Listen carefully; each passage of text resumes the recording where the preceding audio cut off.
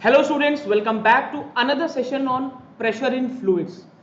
Today we are going to discuss the part B, that is atmospheric pressure and its measurement. अगर आप ICSE board के student हो और पहली बार channel पर आए हो तो फटाफट से चैनल को सब्सक्राइब कर दो and don't forget to click the bell icon because this is the place where you're going to get the entire concept and the numerical part absolutely free. चलो स्टार्ट करते हैं सेशन. सबसे पहले let us understand what is atmospheric pressure. देखो, अगर atmosphere की definition पूछी जाए तो बहुत सिंपल सी डेफिनेशन है. The air, the envelope of the air around us is nothing but is atmosphere. But हमें मालूम है, हमने ज्योग्राफी में भी पढ़ा हुआ है that atmosphere is comprised of a number of layers. ऐसे बहुत सारे लेयर्स हैं, एक के ऊपर एक, एक के ऊपर एक. जो सबसे ऊपर वाला लेयर है वो अपने नीचे वाले लेयर पर प्रेशर लगा रहा है, उसके नीचे वाला उसके नीचे, एंड सो ऑन. मतलब हम जैसे जैसे नीचे मूव कर रहे हैं from top to bottom, the pressure keeps on increasing and finally अगर हम अर्थ पे हैं, let us assume that this is a person standing on the earth, तो ये पर्सन अपने ऊपर एटमॉस्फेयर की अलग अलग लेयर से प्रेशर को फील करेगा और उसी प्रेशर को बच्चों हम बोलते हैं एटमॉस्फेरिक प्रेशर. अब एक बहुत बेसिक सा क्वेश्चन आता है कि अगर एटमॉस्फेरिक प्रेशर इतना ज्यादा है, क्योंकि ऑब्वियसली बहुत सारी लेयर है, ट्रोपोस्फियर, स्ट्रेटोस्फियर, आइनोस्फियर, मेसोस्फियर, ऐसी बहुत सारी लेयर्स हैं और हर लेयर अपने से नीचे वाली लेयर पर प्रेशर लगा रही है, तो हम इतना हाई प्रेशर बियर कैसे कर पा रहे हैं? And the answer to the problem is through our blood pressure. हमारा ब्लड प्रेशर इस एटमॉस्फेरिक प्रेशर को बैलेंस कर रहा है एंड दैट इज व्हाई हमें ये प्रेशर फील नहीं हो रहा. अब बच्चों, आप लोगों ने सुना होगा किसी को ब्लड प्रेशर की प्रॉब्लम है. अब ब्लड प्रेशर की प्रॉब्लम होने का मतलब ये हुआ कि हमारी बॉडी उस हाई एटमॉस्फेरिक प्रेशर को मैनेज करने के लिए ब्लड का प्रेशर नहीं क्रिएट कर पा रही है और हमें प्रॉब्लम हो रही है. राइट? अगर आप स्लाइड पर ध्यान से देखोगे तो मैंने कुछ डेटा लिखा हुआ है. अगर 1 सेंटीमीटर स्क्वायर एरिया लें तो जो एयर कॉलम है उसका वेट लगभग 1 kgf आता है. Right? And because of this weight air, this is just a standard data, ठीक है ना. उस डेटा के हिसाब से अगर हम प्रेशर कैलकुलेट करें तो ये प्रेशर हमें मिलेगा.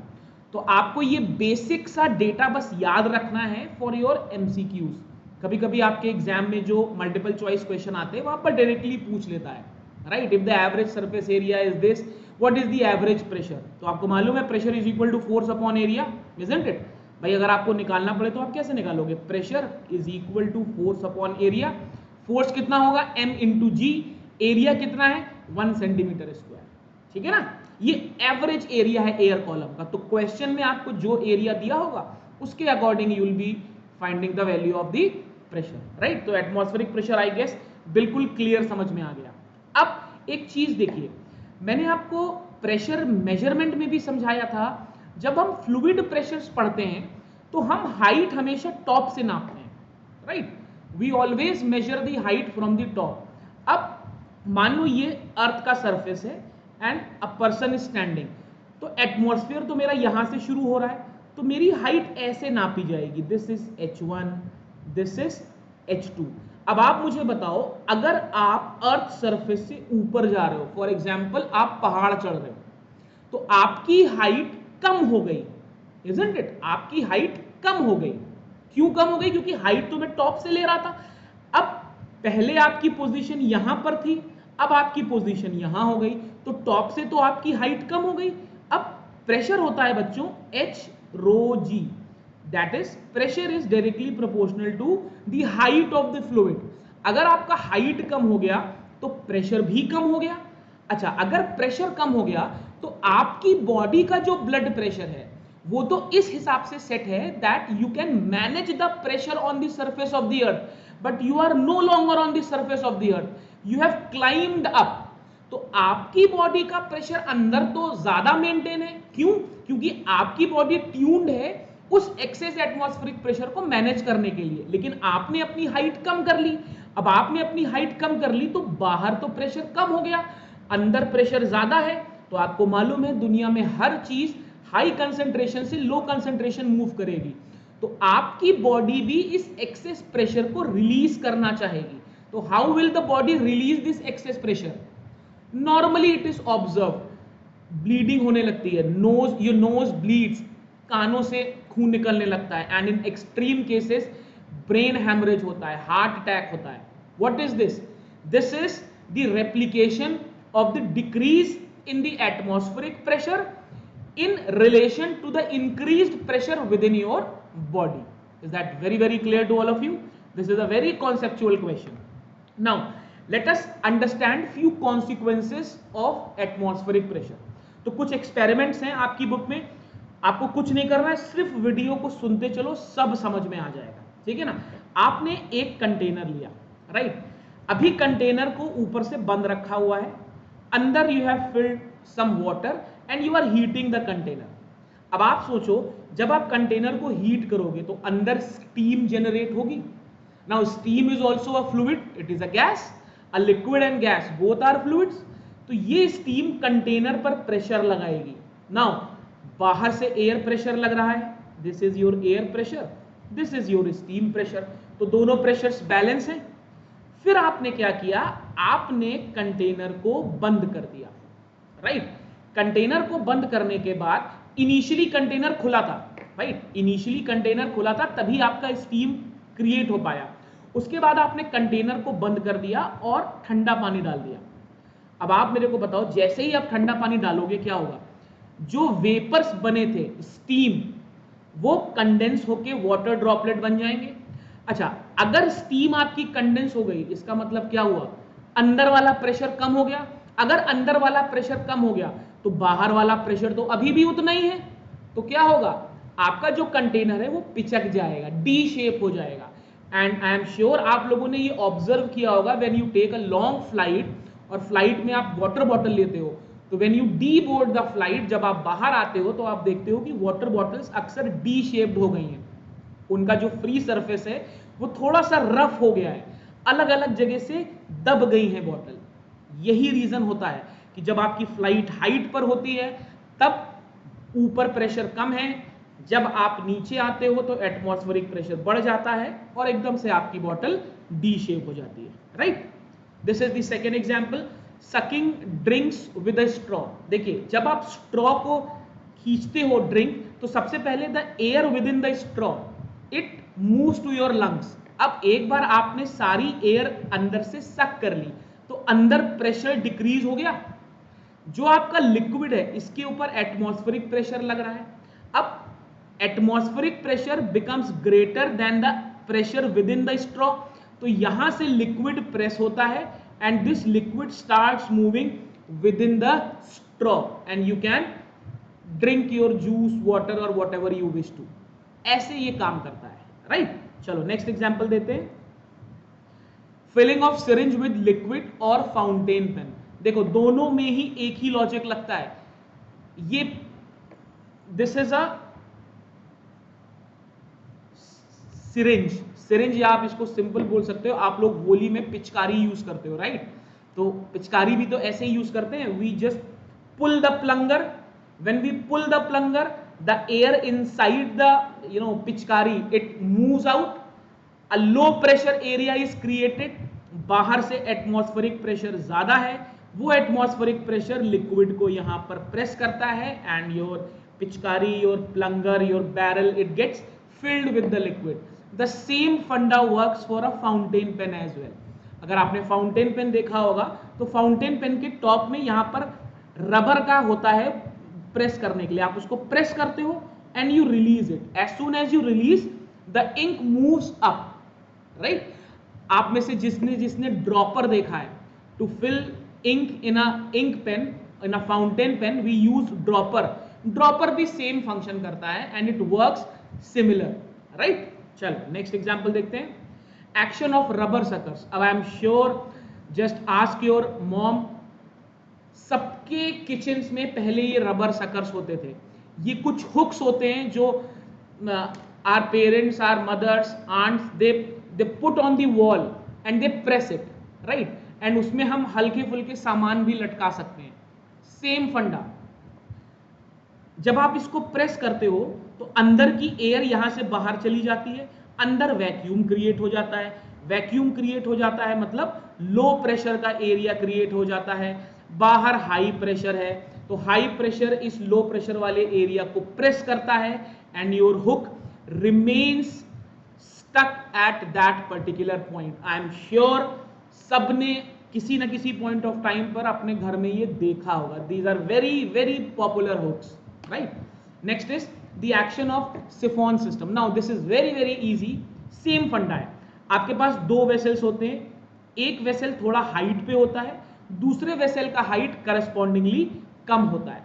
सबसे पहले आप क्या करते हो, आप यहां से you flush out the air, right, you flush out the air. Now as soon as you flush out the air, a low pressure area is created. यहां पर एक लो प्रेशर एरिया क्रिएट हो गया। अब आप मुझे बताओ यहां वाला लिक्विड ज्यादा हाइट पे है और आपको मालूम है pressure is directly proportional to height. अगर pressure directly proportional to height है दैट मींस इस वाले वेसल पे हाई प्रेशर है और हाई प्रेशर से एटमॉस्फेरिक ये this atmospheric pressure it presses the outermost surface. ये ऑलरेडी हाई प्रेशर पे है तो आपका वाटर इस ट्यूब के अंदर मूव करता है एंड वहां से ये आपके कंटेनर बी में आ जाता है।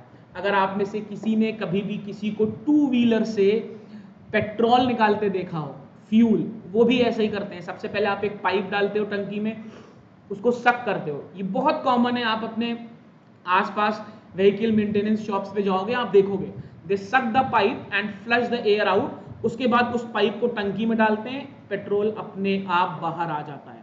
This also works on the same principle, right. Next is taking out oil from the sealed can. अब देखो बहुत बेसिक सा फंडा है। मान लो ये तुम्हारा ऑयल कैन है, ठीक है ना, पूरा भरा हुआ है एंड ये उसका ढक्कन है, दिस इज दी ओपनिंग। अब आप मुझे बताओ, आपने कंटेनर को इन्वर्ट किया और आप चाह रहे हो कि यहां से ऑयल निकालें, बट अंदर ऑयल भरा था, वो एयर टाइट था, अंदर कोई एयर नहीं थी, ठीक। मतलब बाहर से एटमॉस्फेरिक प्रेशर इस ओपनिंग, ये जो आपने एक ओपनिंग बनाई है जहां से आप ऑयल निकालना चाहते हो, इस ओपनिंग पर बाहर से एटमॉस्फेरिक प्रेशर लग रहा है। इस एटमॉस्फेरिक प्रेशर की वजह से ये ऑयल उतना स्मूथली बाहर नहीं आ पा रहा। ऑब्वियस है भाई, atmospheric pressure will oppose the flow of the oil coming out from the container.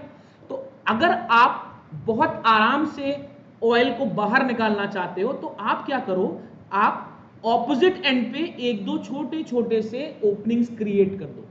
अब जब आप ऑपोजिट एंड पे ओपनिंग क्रिएट करोगे तो यहां से भी एयर का प्रेशर लगेगा, धीरे धीरे एयर यहां पे एंटर करेगी। जब धीरे धीरे एयर यहां पर एंटर करेगी तो प्रेशर बढ़ता जाएगा and your oil will start coming out more smoothly. Is that very very clear?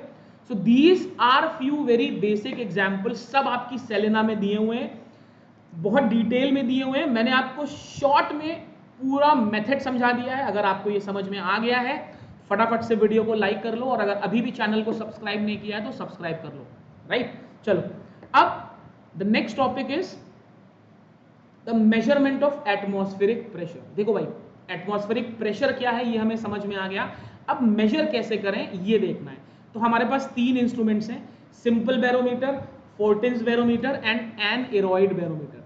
अब इसको पढ़ने से पहले let us decode the word barometer. The word barometer is derived from two words, bar plus measurement, right? Now what is bar? Bar is the unit of pressure.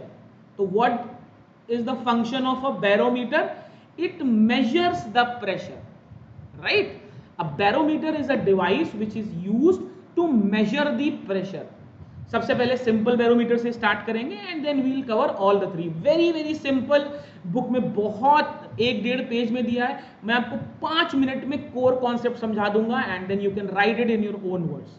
चलो, सबसे पहले let us see the first, that is simple barometer. देखो, इसको समझने से पहले सबसे पहले इसका कंस्ट्रक्शन समझते हैं। कंस्ट्रक्शन इसका वेरी सिंपल, हमारे पास एक ट्रफ होता है, वी कॉल इट ट्रफ। इसको आप सिंपल लैंग्वेज में कंटेनर बोल सकते हो। एक कंटेनर है जिसके अंदर मरकरी भरी हुई है, ठीक है ना।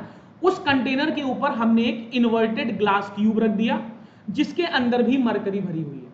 Okay, very simple, right. अब 3 पॉइंट्स हैं डायग्राम में, देखो, एक पॉइंट है सी, एक पॉइंट है ए, एक पॉइंट है बी। ठीक, अब आपका जो कंटेनर का फ्री सरफेस है, जो ढका नहीं है ग्लास ट्यूब से, उसको ऊपर एटमॉस्फेयर अपना प्रेशर लगा रहा है। ठीक, वो है सी। मैंने एक पॉइंट ले लिया है सी जहां पर एटमॉस्फेरिक प्रेशर लग रहा है। अब पास्कल्स लॉ कहता है that pressure is transmitted equally, तो जितना एटमॉस्फेरिक प्रेशर लग रहा है वो सेम प्रेशर पॉइंट ए पर भी ट्रांसमिट हो जाएगा। क्यों? क्योंकि height of C is equal to height of A and we know that pressure is directly proportional to H. That means उस प्रेशर की वजह से आपका जो ग्लास ट्यूब है उसमें मरकरी राइज कर जाएगा, ऑब्वियसली राइज कर जाएगा। आपने कुछ नहीं करना है, आपने केवल ये हाइट मेजर कर लेनी है। अगर आपने हाइट मेजर कर ली, उसके बाद P is equal to H rho g, ये फॉर्मूला लगा लेना है, आपको प्रेशर मिल जाएगा।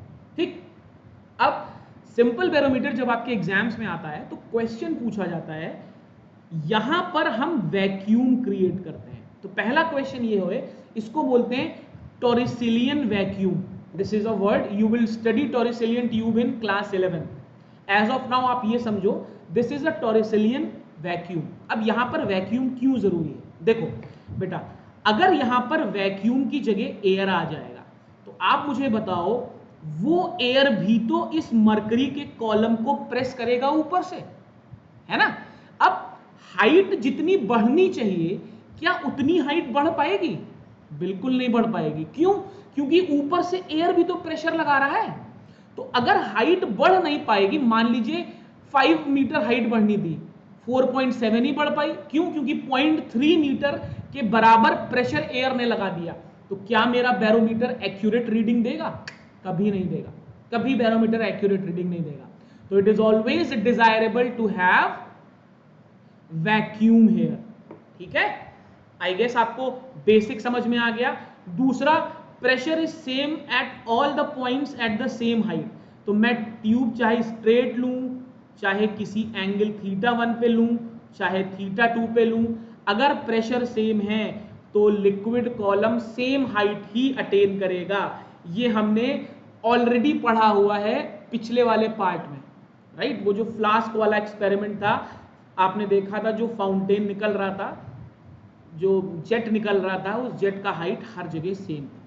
तो ये पहला क्वेश्चन है जो सिंपल बैरोमीटर में पूछा जाता है। दूसरा क्वेश्चन, सिंपल बैरोमीटर में why do we use water, why do we use mercury, why not water? ठीक है ना। तो इसको मैं आपको बहुत टेक्निकली समझाता हूं। मान लेता हूं मैंने वाटर यूज कर लिया, ठीक, मान लेता हूं कि मैंने मरकरी में वाटर यूज कर, बैरोमीटर में वाटर यूज कर लिया। What is the density of water? It is 1 × 10⁻³ pascal, sorry kg/m³। This is the density of water. ठीक, what is atmospheric pressure? It is 1.01 × 10⁵ pascal. ठीक, जरा मैं P is equal to H rho G लगा के देखता हूं और H निकालता हूं। H आएगा P/ρ × G। What is the atmospheric pressure? 1.01 × 10⁵। What is density? 1 × 10⁻³। Late us assume that G is 10, तो ये आ गया 1.01 × 10⁵ डिवाइडेड बाई 10⁴। ये आ जाएगा 10.1 मीटर। अब आप इसका मतलब समझ रहे हो बेटा? इसका मतलब है, अगर भाई दिस इज 1 एटमॉस्फेयर, अगर 1 एटमॉस्फेयर का प्रेशर है तो बैरोमीटर में अगर पानी भरा है तो बैरोमीटर की हाइट कितनी हो जाएगी? 10.1 मीटर्स। मतलब ये हाइट 10.1 मीटर्स हो जाएगी। आप इमेजिन कर सकते हो, 10 मीटर लंबा बैरोमीटर, जबकि प्रेशर नॉर्मल है। भाई एटमॉस्फेरिक प्रेशर तो हमेशा सेम ही रहता है, नॉर्मल रहता है कि नहीं भाई? 1.01 × 10⁵ pascal is the normal atmospheric pressure. Normal condition में भी मेरा बैरोमीटर 10 मीटर लंबा है। मतलब आपको बैरोमीटर अपनी छत पे रखना पड़ेगा, मतलब दो लोग पकड़ के जा रहे हैं बैरोमीटर, तब जाके मेजरमेंट हो पाएगा। कितना अनईजी है ना।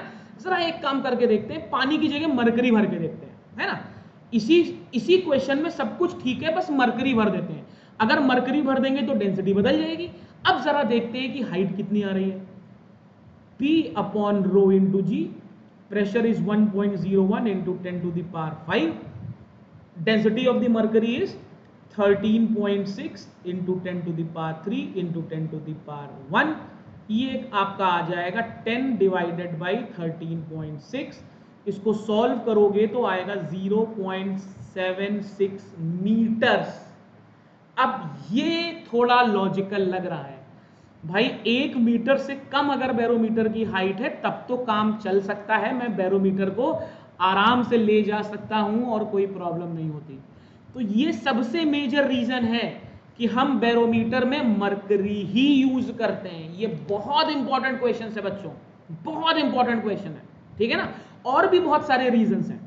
दूसरा रीजन है, मरकरी आपके ग्लास ट्यूब को ना तो ड्राई करता है ना तो वेट। आपने देखा होगा अगर थर्मोमीटर टूटता है तो मरकरी के ड्रॉपलेट्स के बीच में कोहेसिव फोर्स इतना ज्यादा होता है कि वो ग्लास कंटेनर को वेट नहीं करते, ठीक है भाई। अगर वेट नहीं कर रहे हैं इसका मतलब जो भी राइज आपको दिख रहा है या फॉल दिख रहा है वो जेन्युइन है, उसमें कोई प्रॉब्लम नहीं है, ठीक है ना। दूसरा एक और रीजन है, mercury is very very clear, आपको आराम से रीडिंग दिखती है। और एक और बहुत बहुत बहुत इंपॉर्टेंट रीजन है, मरकरी का जो वेपर प्रेशर होता है, vapour pressure of mercury is negligible. Vapour pressure of mercury is negligible. अब इससे फायदा क्या है, देखो बेटा, अगर अपना डायग्राम वापस देखोगे तो मैंने आपको बताया था यहां पे एयर है, अगर वेपर बन गया, मान लीजिए बन गया, तो भी वो नेग्लिजिबल प्रेशर एक्सर्ट करेगा, तो मेरी रीडिंग में कोई भी प्रॉब्लम नहीं आएगी। Is that very very clear to all the learners. चलो, तो आपको ये समझ में आ गया कि मरकरी क्यों यूज करनी चाहिए और पानी क्यों नहीं यूज करना चाहिए। अब देखते हैं कि सिंपल बैरोमीटर के डिसएडवांटेजेस क्या हैं।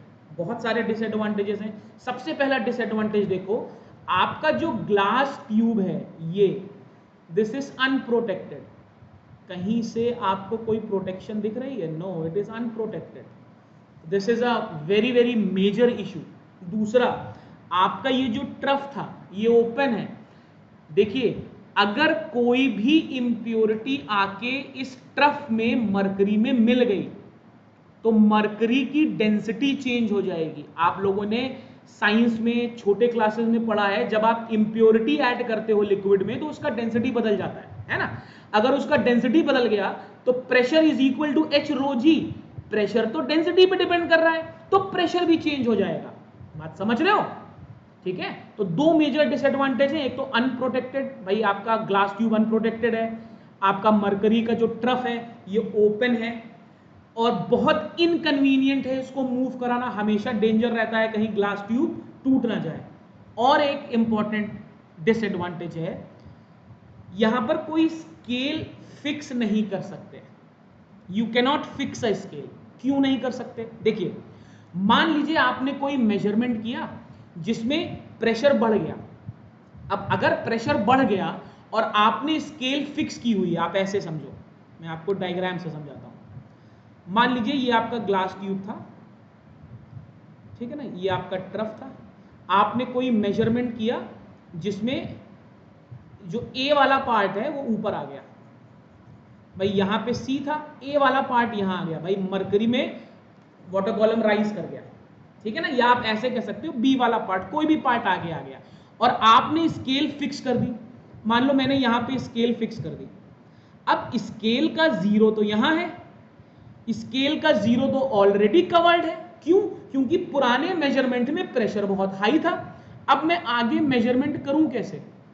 भाई क्या मुझे सही रीडिंग मिलेगी? कभी नहीं मिलेगी। तो इसका एक बहुत मेजर कंस्ट्रक्शनल डिसएडवांटेज है, that you can not fix the scale here.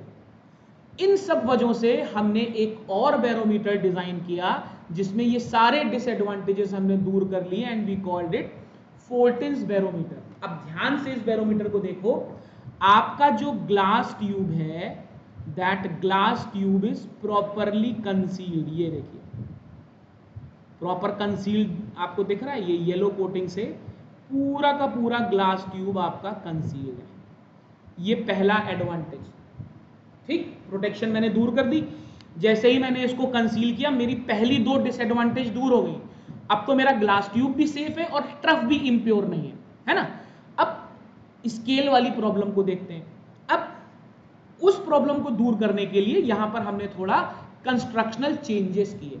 हमने एक लेदर कप लिया और लेदर कप में मरकरी को भरा। वहां पे जो ट्रफ था, यहां पर लेदर कप है और लेदर कप के नीचे एक स्क्रू है, एंड मैंने अब की बार स्केल फिक्स कर दी। ठीक, अब आपके दिमाग में पहला क्वेश्चन आएगी, सर स्केल फिक्स करने से फिर वही प्रॉब्लम आएगी। मान लो मरकरी का लेवल ऊपर चला गया, स्केल तो फिक्स है तो जीरो तो ढक जाएगा, यस और नो। तो सही रीडिंग कैसे मिलेगी? तो सही रीडिंग बेटा ऐसे मिलेगी, मान लो कि मरकरी का लेवल राइज कर गया, मैं इस स्क्रू को ढीला करूंगा, आई ओपन द स्क्रू, मेरा जो लेदर कप है वो नीचे आएगा। लेदर कप नीचे आने से मेरा मरकरी का लेवल फिर से, अगर आप ध्यान से देखो तो जीरो वाले मार्क से मैच कर जाएगा। और इस मैचिंग को इंश्योर करने के लिए हम एक आइवरी पॉइंटर लगाते हैं। तो अगर मेरा मरकरी का लेवल ऊपर है तो मैं स्क्रू खोलूंगा। कब तक खोलूंगा? जब तक मेरा मरकरी का लेवल आइवरी पॉइंटर से मैच ना कर जाए। एक बार मैच कर जाएगा तो अब मेरा थर्मोमीटर नॉर्मल रीडिंग ले सकता है। बहुत से बच्चे पूछते हैं कि यहाँ पर थर्मोमीटर क्यों लगा हुआ है और यहाँ पर स्केल कौन सी है। तो हम वर्नियर स्केल यूज करते हैं। वर्नियर स्केल के बारे में हम ऑलरेडी पढ़ चुके हैं, राइट, तो वो यहाँ पर डिस्कस करने का इश्यू नहीं है, राइट। तो हमने सारे डिसएडवांटेजेस दूर कर लिए जो मेरे सिंपल बैरोमीटर में थे। The next is an aneroid barometer. ये सबसे सिंपल बैरोमीटर है, सबसे सिंपल बैरोमीटर है। आपके पास एक बॉक्स है, बॉक्स के ऊपर एक रॉड है, रॉड के ऊपर एक व्हील बंधी हुई है। ठीक, मान लीजिए एटमॉस्फेरिक प्रेशर बढ़ा। अगर एटमॉस्फेरिक प्रेशर बढ़ा तो ये जो टॉप सरफेस है ये नीचे दबेगा। अगर ये टॉप सरफेस नीचे दबेगा तो रॉड नीचे आएगी। अगर रॉड नीचे आएगी तो ये व्हील घूमेगी। अगर ये व्हील घूमेगी तो पॉइंटर घूमेगा, और अगर पॉइंटर घूमेगा तो मुझे सर्कुलर स्केल पर रीडिंग दिख जाएगी। Very simple. Is that very very very very clear? ठीक, एक चीज बहुत ध्यान रखेंगे बच्चे, जब आप एनेरॉइड बैरोमीटर बनाओगे तो मैंने देखा है बहुत से बच्चे ऐसे स्केल बनाते हैं 0 1 2। ये स्केल मत बनाना। ये बनाओगे तो समझ में आ जाएगा टीचर को कि आप याद करके आए हो, आपको समझ में नहीं आया है। देखो एटमॉस्फेरिक प्रेशर तो इतना ही रहता है ना, 76 सेंटीमीटर ऑफ Hg, पुराने क्लासेस में बता चुका हूं। तो भाई 76 के आसपास ही तो रीडिंग आएगी, कुछ कम या कुछ ज्यादा, इजंट इट? ऐसा थोड़ी है कि जीरो हो जाएगा एटमॉस्फेरिक प्रेशर। तो भैया ये स्केल कभी जीरो से ना शुरू करना। Is that very very clear? ठीक है ना? चल, आई गेस आपको समझ में आ रहा है। अगर आ रहा है तो फटाफट से चैनल को सब्सक्राइब कर लो। Now let's see the variation. तो वेरिएशन मैं आपको ऑलरेडी समझा चुका हूं। To understand the variation the best funda is to see the height. जब हाइट चेंज होती है तो प्रेशर में वेरिएशन आता है। देखिए आपका एटमॉस्फेरिक प्रेशर दो तीन चीजों पर डिपेंड करता है।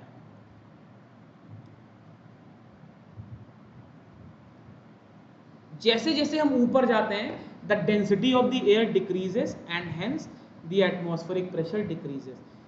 वीडियो को पॉज करो, जो भी चीजें जरूरी हैं वो आपकी स्लाइड पर सामने दिख रही हैं, नोट कर लो फटाफट से। पूरी बुक पढ़ने की कोई जरूरत नहीं है, मैंने बिल्कुल कंसाइज फॉर्म में लिख दिया है, ठीक है ना। एटमॉस्फेरिक प्रेशर लीनियरली नहीं डिक्रीज करता, this is a non linear variation. तो it always varies non linearly. आप देख रहे हो ना भाई, लीनियर वेरिएशन में डिक्रीमेंट में स्ट्रेट लाइन आनी चाहिए, बट हमारी स्ट्रेट लाइन तो आ नहीं रही है।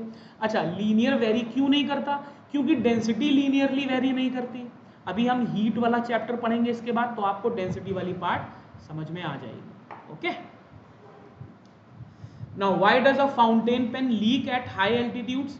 देखो, जब आप फाउंटेन पेन में इंक भरते हो तो इंक के साथ कुछ ना कुछ एयर आ जाती है। जब आप हाई एल्टीट्यूड पे जाते हो तो अंदर थोड़ी एयर है, वो एटमॉस्फेरिक प्रेशर पे है, ज़्यादा प्रेशर पे है, बाहर का प्रेशर कम हो गया, तो जैसे मेरी नोज ब्लीड करनी चाहिए वैसे मेरा पेन ब्लीड कर जाता है और एट टाइम्स वो लीक कर जाता है। ठीक, now very easy part, how to forecast weather through barometer. आपको सिर्फ एक चीज याद रखनी है बेटा, density of the air is inversely proportional to temperature and water vapour. Density is inversely proportional to temperature and density is inversely proportional to vapor। अब इन दोनों फंडों से बाकी सारी चीजें समझ में आ जाएंगी। अच्छा, डेंसिटी क्यों? क्योंकि यहां पर मैंने आपको ऑलरेडी हाईलाइट करके दिया है, अगर डेंसिटी डिक्रीज करेगी तो एटमॉस्फेरिक प्रेशर भी डिक्रीज करेगा। अब सारे केसेस समझते हैं, very simple. Case 1, if the barometric height at a point suddenly falls. अच्छा, अगर हाइट सडनली गिर गई, इसका मतलब क्या हुआ? प्रेशर डिक्रीज किया है ना। अगर प्रेशर सडनली डिक्रीज कर जाए, इसका मतलब है लो प्रेशर का एरिया क्रिएट हो गया है। अगर लो प्रेशर का एरिया क्रिएट हो गया है, मोस्ट लाइकली अ स्टॉर्म और अ साइक्लोन इज एक्सपेक्टेड। यही हाइट अगर धीरे धीरे गिर रही है, इसका मतलब डेंसिटी भी धीरे धीरे गिर रही है। अगर डेंसिटी धीरे धीरे गिर रही है, इसका मतलब मॉइस्चर कंटेंट बढ़ रहा है। आप यहां पर देखो, डेंसिटी धीरे धीरे अगर गिर रही है, इसका मतलब वेपर कंटेंट बढ़ रहा है। यस और no? Your density is inversely proportional to water vapour या मॉइस्चर, आप समझ लो वाटर मॉइस्चर। अगर डेंसिटी डिक्रीज कर रही है तो मॉइस्चर का कंटेंट बढ़ रहा है। अच्छा, डेंसिटी धीरे धीरे डिक्रीज कर रही है, इसका मतलब मॉइस्चर एयर में धीरे धीरे आ रहा है। जैसे जो नॉर्थ इंडियंस हैं या जो समुद्र के पास रहते हैं, उन्होंने महसूस किया होगा, they must have felt when you sweat a lot there is a possibility of rain, है ना। It's very simple, when you sweat a lot there is a possibility of rain. और यही एकदम से आप देखो, एकदम से यू स्टार्ट स्वेटिंग तो बहुत हैवी रेन हो जाता है ना, क्योंकि मॉइस्चर कंटेंट एकदम से बढ़ जाता है। ओके, वही अगर मैं आपसे बोलूं हाइट ग्रेजुअली बढ़ रहा है, हाइट बढ़ रहा है मतलब प्रेशर ग्रेजुअली बढ़ रहा है। अगर प्रेशर ग्रेजुअली बढ़ रहा है, इसका मतलब मॉइस्चर कंटेंट कम हो रहा है। अगर मॉइस्चर कंटेंट कम हो रहा है तो एक ड्राई स्पेल आने वाला है, राइट? तो आप पॉइंट देखोगे, you will understand, it's very simple. Now the last topic of this chapter, altimeter. It is basically used in aircraft to measure the height. अगर आपके एग्जाम में आता है तो सिंपल सा एक फंडा याद रखना, एन एरोइड बैरोमीटर की तरह होता है। ओके, जैसे जैसे हाइट चेंज होगा प्रेशर भी चेंज होगा। So this brings us to the end of this super interesting session। पूरा थ्योरी वाला पार्ट जो आपको कंफ्यूज करता है, मैंने 33 मिनट्स में कवर कर दिया है। आपको कुछ नहीं करना है, चुपचाप ये वीडियो एक बार सुन लेना है। सारे डायग्राम्स भी आपकी स्लाइड्स में हैं। एंड नेक्स्ट क्लास में हम इस चैप्टर के सारे न्यूमेरिकल्स करेंगे, all unsolved numericals in a single shot. फटाफट से चैनल को सब्सक्राइब कर दो and click the bell icon to be updated with all the notifications, right? We'll catch up very soon. Till then, stay healthy. Thank you.